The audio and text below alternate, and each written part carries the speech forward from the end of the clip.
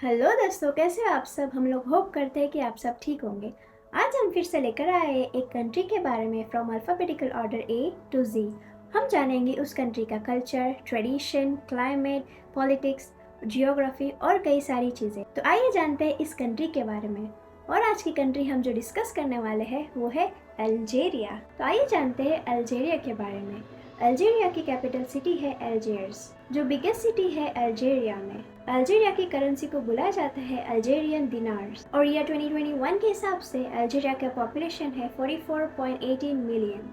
जैसे कि Algeria Africa के कॉन्टिनेंट की सबसे बड़ी कंट्री है, तो आप सोच रहे होंगे कि 44.18 मिलियन पॉपुलेशन काफ़ी स्प्रेड आउट होगा ऑल ओवर कंट्री में। मगर यहाँ पर चीज़ें कुछ डिफरेंट है। ऑलमोस्ट 90% ऑफ द पॉपुलेशन रहता है कोस्ट लाइन के एरिया में, जो मेडिटेरियन सी के पास है।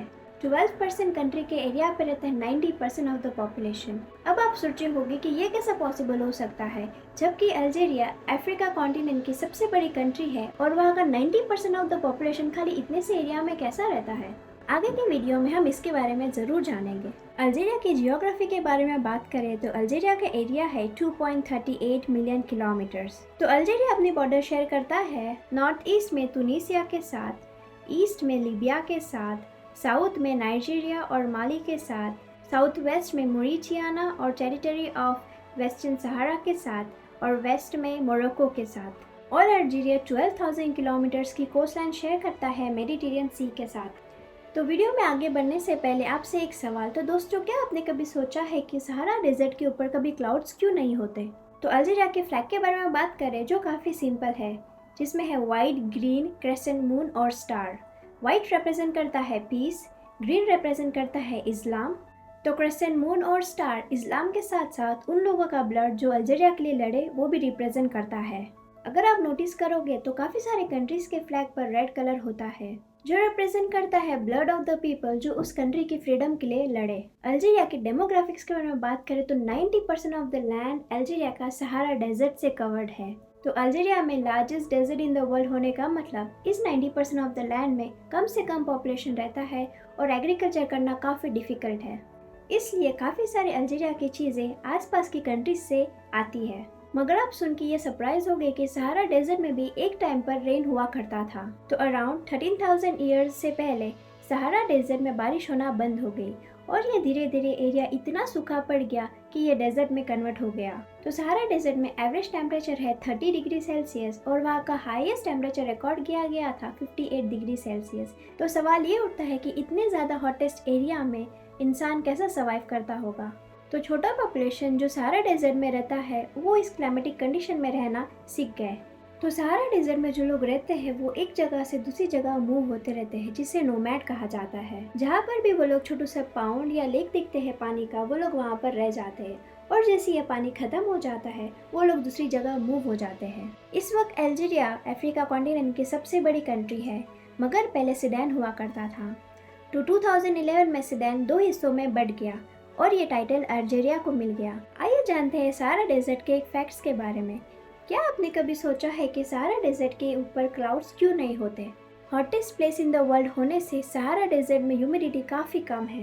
क्लाउड्स बनने के लिए सबसे इम्पोर्टेंट चीज़ होती है वाटर इवेपोरेशन, मगर डेजर्ट होने के कारण वहाँ पे पानी काफ़ी कम है और वाटर इवेपोरेशन काफ़ी मुश्किल है और सनराइज वहाँ पर इतनी ज़्यादा स्ट्रांग है कि वो सैंड को लिटरली बेक कर देती है। अल्जीरिया की फिजिकल जियोग्राफी के बारे में बात करें, अगर आप अल्जीरिया के सैटेलाइट की पिक्चर को देखोगे तो नोटिस करोगे ग्रीन पार्ट खाली नॉर्थ में है, जो कि टैल एटलस मॉडर्न रेंज में आता है। इसका रीज़न ये है कि अल्जीरिया के इसी पार्ट में क्लाइमेट ह्यूमन सर्वाइवल के लिए बेटर है। हालांकि ये ग्रीन एरिया लैंड काफ़ी छोटा है, मगर ये बहुत ही इम्पोर्टेंट है अल्जीरियन पॉपुलेशन के सर्वाइवल के लिए। 3% ऑफ द लैंड पे ही एग्रीकल्चर हो सकता है, इसलिए 45% ऑफ द फूड इंपोर्ट करा जाता है। तो pretty much tall Atlas mountains के साउथ में सहारा डेजर्ट है। अगर हम डेजर्ट की कम्युनिटीज़ और रीजन्स के बारे में बात करें, जैसे कि रगाने और अड्रार काफ़ी ग्रो कर रहे हैं।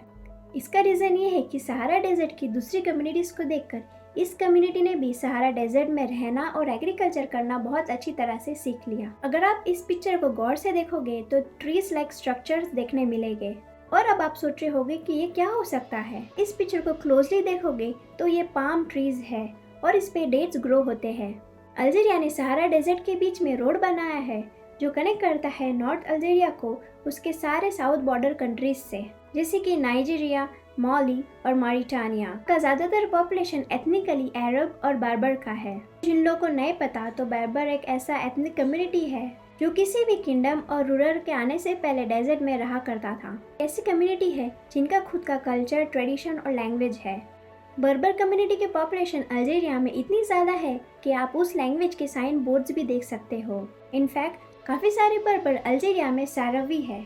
आइए जानते हैं सारावी का मतलब क्या होता है। तो सारावी बेसिकली वो लोग हैं जो सोचते हैं कि वेस्टर्न सहारा का रीजन वो लोग को बिलोंग करता है। वो लोग सोचते हैं कि जो एक इंडिपेंडेंट कंट्री होना चाहिए। जब 1975 में स्पेन ने सहारा वेस्ट रीजन को इंडिपेंडेंस दे दिया तो सहारा वेस्ट का जुरिडिक्शन मोरक्को और मॉरिटानिया को दे दिया गया, मगर सहारा वेस्ट कम्युनिटीज इस चीज से खुश नहीं थे। तो इवेंचुअली पोलिसारियो फ्रंट स्टैब्लिश किया गया, जो कि एक सहारावी का मिलिट्री ग्रुप था जिनका मेन मोटिव था मॉरिटानिया और मोरक्को से फाइट करके अपना लैंड वापस लेना। इवेंचुअली मॉरिटानिया पीछे हट गया, लेकिन मोरक्को ने most of the major cities और रिसोर्सेज का कंट्रोल ले लिया। अब क्वेश्चन ये है कि अल्जीरिया इन सब में क्या रोल प्ले करता है। तो अल्जीरिया सारावी को सपोर्ट करता है। कई सारे सारावी अल्जीरिया के वेस्टर्न पार्ट में रहते हैं कि वेस्टर्न सहारा मोरक्को, अल्जीरिया और मार्टिनिया से बॉर्डर्ड है, और वेस्टर्न सहारा के लोग सारावी, मोरक्को और मॉरिटानिया से अपने लैंड के लिए लड़ रहे थे।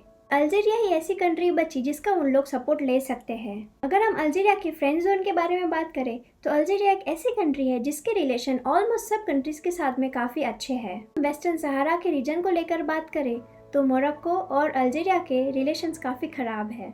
बिजनेस के टर्म्स में बात करें तो ग्रीस अल्जीरिया का काफ़ी पुराना पार्टनर है। तो ओवरऑल देखें तो अल्जीरिया खाली एक नॉर्थ अफ्रीकन कंट्री ही नहीं है, अच्छी चीज़ के लिए स्टैंड और सपोर्ट करती है, सर्वाइव करती है और सबसे बड़े डेजर्ट के बीच में से रोड बनाती है। तो आज का क्वेश्चन है, अल्जीरिया में कौन सी ऐसी कम्युनिटी है जो वेस्टर्न सहारा रीजन को बिलोंग करती है? अपने आंसर्स कमेंट्स में ज़रूर लिखिएगा। तो दोस्तों, इस तरह की वीडियो बनाने के लिए काफ़ी सारा टाइम लगता है, वीडियो बनाने में, रिसर्च करने में और एडिटिंग में। तो प्लीज़ इस वीडियो को लाइक और शेयर ज़रूर कीजिएगा। आपके एक लाइक से हमें काफ़ी सारा मोटिवेशन मिलता है इस तरह के वीडियोस कंट्रीज़ के बारे में बनाने के लिए और आपको कंट्रीज़ के बारे में नॉलेजेबल करने के लिए। और फ्यूचर में हम इस तरह के वीडियोस कई सारे लेकर आएंगे, तो इस चैनल को सब्सक्राइब करना मत भूलिएगा, ताकि हम जब भी नया वीडियो रिलीज़ करें आपको सबसे पहले नोटिफिकेशन आ जाए। आइए मिलते हैं नेक्स्ट वीडियो में, तब तक के लिए टेक केयर।